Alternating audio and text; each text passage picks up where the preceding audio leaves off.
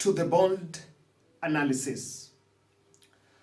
I have seen an inquiry, but Kevin, do some analysis about what happened in Nairobi today. So take some time and watch this podcast. We're going to look into William Ruto's mini Nairobi rally. You'll realize today he attended a church service in Dagoretti. The Dagoretti North is the home constituency for State House. So people who live in State House, if they are supposed to register as voters, they should register as Dagoretti North because that is State House constituency.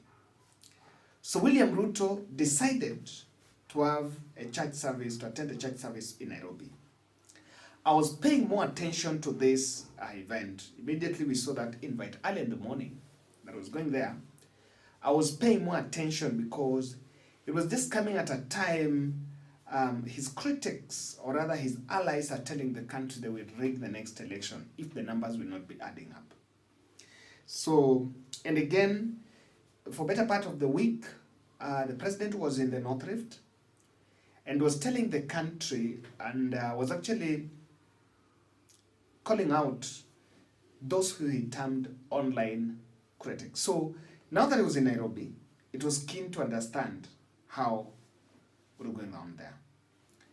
I realized that unlike in the North Rift, majority of MPs who tagged along the president were ODM. Beatrice Elachi, ODM. Atandi, ODM. Robert Lai, ODM MCA. Jalango, MTJ Kajwa. Then, apparently, I took keen interest in the speeches from Jalango and Atandi, but I'll pray for you, Atandi. Atandi was telling the president, ufai kuogopa kama uko na Raila. Maybe you should get that. Your Excellency, some people are saying that you are one-term president. I want to tell Your Excellency that as long as you are with God and you are with Baba, I don't think you'll be one-term president. So, that is the assurance I wanted to give you, and I want to tell you, Your Excellency, that as an economist, because I'm an economist by training, and a banker by my career is banking, I know that our economy is jump-starting. And this year we are going to see money flowing to the pockets of Kenyans. And the noises that are coming across the country, we are going to stop those noises. And Your Excellency, we are praying for you. As people from Nyanza, you are working for us. You have brought us electricity. You have brought us infrastructure. And you continue to work with Baba for the betterment of this country. Be assured that nothing will happen to you. Don't be scared. Mheshimiwa Rais, usitake kupendwa sana na kila mtu. Hata sisi wenyewe hatupendani. Unanipata? Na unasema ukitaka kupendwa zaidi, enda uze ice cream. Na wewe uliamua kuenda kukua nini? Rais. Sio kila mtu atakupenda. Kwa sababu sahihi, ukisema kuwa walimu wameandikwa 56,000, hakuna hawatasema kwa mtandao, si ndio? Juzi bei ya mafuta imeshuka. Hawawezi kusema, lakini kitu kidogo ikifanyika hapa ni nduru kila pahali. Na usitetemeke ati kiti kifanyika kidogo, wewe mwenyewe pia umeyumba kidogo. Now, so you will realize that the concept for Nairobi vote is Raila. If I have Raila, I have Raila. I have Nairobi vote. Something I really believe is a fallacy being sold, and it's not very viable. Now, while he was in that church service, in the service, there are some few things I realized. He invited the clergy to State House for some talk. Of course, that is part of, in Nairobi, you can only now campaign through the church. The church then find a way to campaign. And then he steered clear of attacking those online critics. In Uasin Gishu and Elgeyo Marakwet, Sudi was talking as if those online critics are some group of fellows who are not even Kenyans, then closed in some room, wao ndio wataki rais. So, in Nairobi, where I believe most of those cartoon guys they are saying are best, they did not attack that group. Instead, the president was keen to try to get some excitement by dragging Raila Odinga's AUC bid in his speech during the church. And that is also the place he's talking about the one-term thing. Asanteni sana watu wa Nairobi na makanisa ya Nairobi kwa kutuombea. Kuniombea mimi na kuombea serikali ya Kenya. Na kutuombea kama taifa. Kwa sababu Mungu ametupatia majukumu. Kuna watu wanaongea mambo ya 1 term, 2 terms, 3 terms. Mimi nataka niwaambie, mimi pale nyuma kuna watu hata hawakufikiria nitakuwa na any term. So Mungu ni nani? Si ndio? So mimi nimefurahi sana. Now, if you listen to that speech, apart from the promises of we will, clean Nairobi River by 2027, and a few promises Nairobi customers for the audience, Ruto responded to Sifuna about the one-term issue. So when you listen to that speech, that's predominantly what was there. Now, I paid attention to this rally. Immediately after he came out, in front of that church service, in front of that church, he called a rally. And he was even asking people to come. Achilie wakuje. Then that was the shortest rally. He spoke only for 3 minutes. And immediately people started walking away. The rally ended. Hiyo pesa ndio tuhakikisha kwamba watoto wa Kenya wakisoma, watoto wa Nairobi wanasoma. Tumeelewana jameni? Tumekubaliana?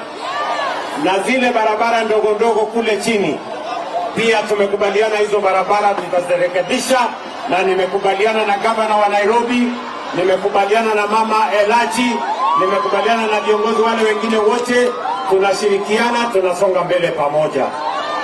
Tumekubaliana? Mimi nataka niwaulize watu wa Nairobi. Mimi na Mheshimiwa Raila Odinga tulikubali tuunganishe Kenya. Tuache siasa ya chuki. Tuache siasa ya ubaguzi. Tuache siasa ya mirengo. Tuunganishe Kenya ndio tupige hatua ya kwenda mbele pamoja. Nyinyi watu wa Nairobi mnasema tuungane ama tutengane? Hebu nione wala anasema tuungane kama watu wa Kenya. Hiyo ndio msimamo yangu. Na tukifanya hivyo, mimi nataka vijana mko. Mimi tumeanzisha kwa sababu lazima tutengeneze ile inaitwa Nairobi River. Na tunawapenda sana na tuko na Jalash. Jalash hapo ngambo ile, mpigieni salamu mbunge wetu wa Lang'ata. Na niko hapa na Kajwang, mbunge wetu wa kutoka kule Nairobi hiyo ingine. Na niko na mbunge wetu bwana Oduor, pia ni mbunge wetu wa Mathare.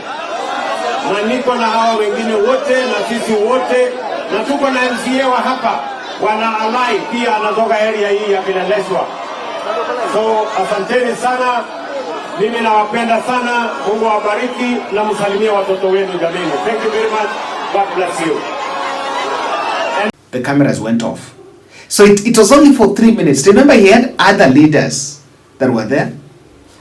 They were not given time to talk.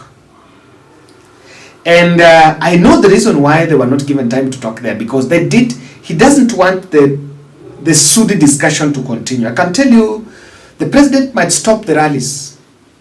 From tomorrow, he might stop the rallies because he doesn't want to give the lieutenants platform to defend and speak about the things. You know, this week, 2 statements, ile matusi ya Farah Maalim and the statement from Oscar Sudi that they will rig the next general election, those statements really shocked Kenyans. And Kenyans were asking very serious questions about what the country is looking at. So clearly he would not want to continue in that path. And the best of what he will actually want is a situation where he doesn't get into that. Someone is also asking why he didn't attend the church service with his deputy, Kithure Kindiki. So if you generally look at even both speeches, both inside the church and outside the church, he's still talking about Raila Odinga. And Raila mwenye naongelewa jana was in Nyanza and he said that AUC seat is not a do or die. Someone should not say that if I lose AU, then that's the end of my politics. That Raila was saying yesterday. And he's reducing the stakes in that AUC seat. So clearly, there is a message that Ruto have from the Nairobi. And that is what I want us to realize. Now, after that, he attended some other school, maybe to just visit, and then gave some few coins there. Nairobi vote is gone. That is what I want to tell you. And the two sets of voters. There are the village voters, and then there is the Nairobi voter. And to tell you that Nairobi vote is gone, this is my point. When you go to my village in Siaya, you can talk to people about roads. You can dangle, when you are in that Baringo there, you can dangle stories like dams, a road there, I don't know, export processing zone. You can talk about those dangling carrots when you are talking to the village folks. You can dangle those carrots. I'm going to construct road there. I'm going, I don't know, to construct a door for your school. You can say those things when you are talking to the village folks. In Nairobi here, the measure of government is based on policies and programs. Yes.